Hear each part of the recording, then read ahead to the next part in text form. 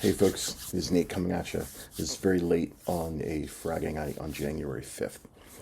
So tonight I have some really cool acquisitions. This is my new acquisitions part 12. Some really cool stuff came in over the last couple of days, and I wanted to share this with you. So I had, as of this, just before Christmas, I had 4 hilts that were still outstanding that I had ordered. 3 of them are now in. I still have one that is pending, that's on the way, which is Korbanth's Dark Obsession. That's Shinhati's replica hilt from Korbanth. So I have that on order. Still waiting for that to come in, and I can't wait because I'm really excited about that. However, the other 3 are here. So I'm going to start out from, well, I'm just going to go from bottom to top here as I have them in the rack. So the first one was sort of an impulse buy. I'd been looking for a version of this hilt, sort of shopping around, sort of looking for both price and value. Normally, I don't take price into consideration as much if I'm after a specific hilt. Normally, I'm just looking for like the best version of it.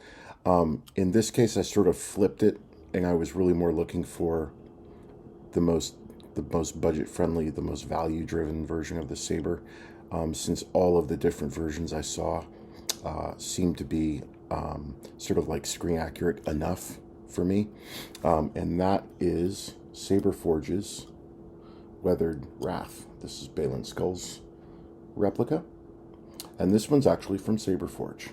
I was actually surprised. I liked. I haven't gotten an empty from Saber Forge in a little while. I used to get a lot of hilts empties from them pretty regularly. Back when I was, first collecting, they had a lot of hilts that I liked. And then this was the one I noticed recently that I liked this version of the Balin hilt.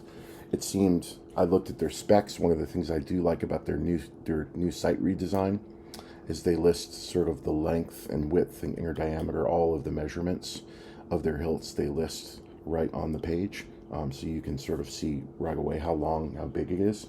And this was sort of right around the size I was looking for. Nothing too small, but nothing like oversized either. And this one does have a breakaway in the middle of the hilt.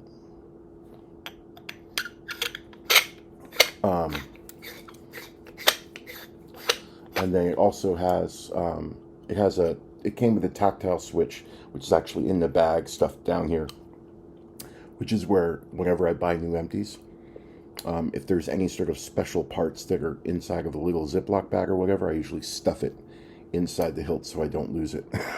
Otherwise, I'm going to lose them. So inside there's like a little tactile switch that it comes with that you just affix right in here in the middle, and that's your power button, I think. And then also the pommel comes off as well.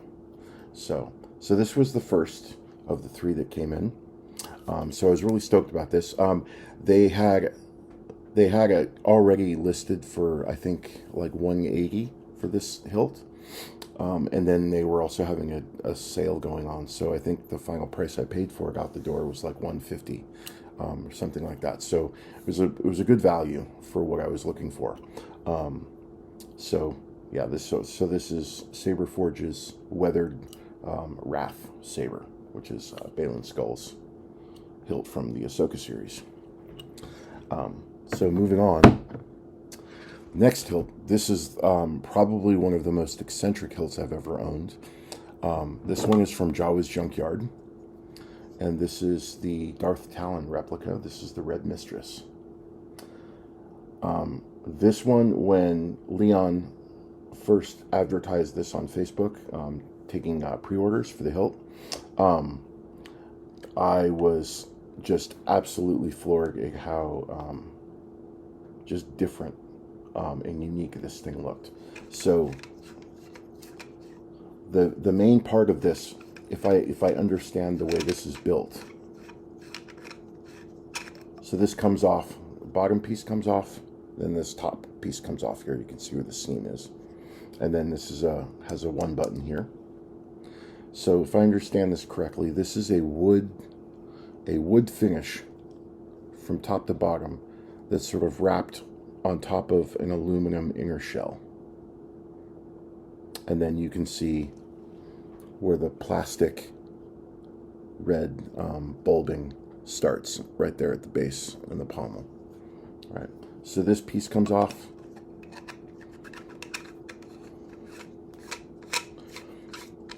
And then the top piece comes off too.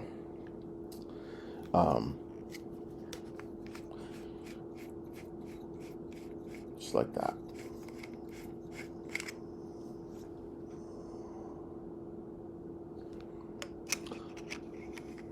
So I don't anticipate that this will be terribly difficult for my installer to install. I know that there are going to be chassis available for this fairly soon. In fact, they may already be available, and you know, fairly reasonably priced. So I'm going to talk to my installer ahead of time and ask if he wants to do one himself or if he wants the shop version from Jaas Junkyard, and then just sort of take it from there. But I'm really excited to have this one. And then this one actually I bought for my daughter. So as some of you may or may not know, my daughter's a huge dragonphile. She's way into dragons. And when I saw this Darth Talon saber, I was like, you know, that really looks like a dragon claw. And so I got this for her basically as like a Christmas present. And then I'm gonna have this installed and done up for her as part of her birthday, which is in March. So hopefully it'll be done by then. But I will definitely demo it for you once it's done. So the one thing I will, two things actually I want to point out for folks who are considering buying this. I recommend it. It's just beautiful hilt. It's not as heavy as it looks. So as I mentioned before, the outside is wood, and then that inside has that aluminum metal tubing inside. Be careful of these. These claws are wood as well as these. So be careful handling this, because they can crack as they are, you know, it's wood. So it has that level of fragility. So bearing that in mind, this is not a dueling saber. I repeat, this is not a dueling saber. This is a collection piece, full stop. If you're dueling with this, you run the risk of cracking these wooden spikes, which would be a real bummer. Second thing I would be wary of is when you get it, if these things don't line up all the way when you go full tight, don't worry. A couple of timing shims will fix that right away. And there's enough space in here and the wood is soft enough where if you put the shim inside, it will tighten without leaving too much of a visible gap outside. So these actually, because of the material, it's going to be a little bit more forgiving using a timing shim inside than if you were doing it in between fully metal pieces, right? So, but a minor detail. I know some people have that real compulsion where they have to have things line up perfectly, and other people are like, yeah, you know, if it's off by a millimeter, I don't care. So, you know, I respect both views. So this is, again, this is the Red Mistress from Jaas Junkyard. And this is the replica saber for Darth Talon. All right, now the third and final one. This is a biggie. This is the Ignition Sabers Ocularis. This is the one a lot of people were talking about this year, aside from the Starfall Legacy. So I would say this Ocularis, the Starfall Legacy, and this Red Mistress. These are probably three of the highest end sabers that I've collected to date, in terms of rarity, in terms of price, and in terms of just sheer amazing, awe-inspiring quality. So I've always wanted a saber made by Ozzy. I don't know how you pronounce his name. He's an amazing saber designer. He's done some just mind-blowing stuff. This was the first time that since I've collected sabers that I've seen him work with a company, in this case Ignition Sabers, TJ Wells. This is the first time I've seen AZ do a production run of one of his designs, and it had us frothing at the mouth, because his stuff is just absolutely gorgeous. I mean, this type of layering and design work is just, and this is one of the more subtle pieces that he's done. If some of you have seen his work either on Facebook or on his site, and you're familiar with the level of artistry that he puts into these designs, you'll know when I say that this is one of his more subtle designs, that I'm not exaggerating.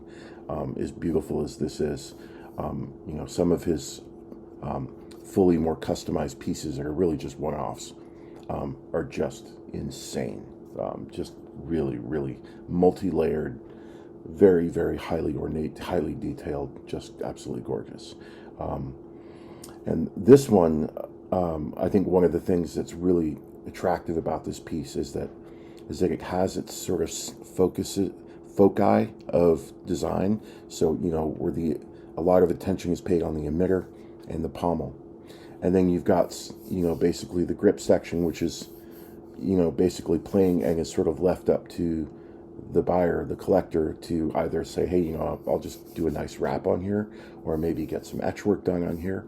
And then he's also got the, you know, the Ocularis, essentially the eye in here for doing some sort of crystallized components, or like maybe some like marble chambers, you know, something reflective and cool that can be done in here. I've already seen some really cool designs that people have come up with in their hilts that they've gotten.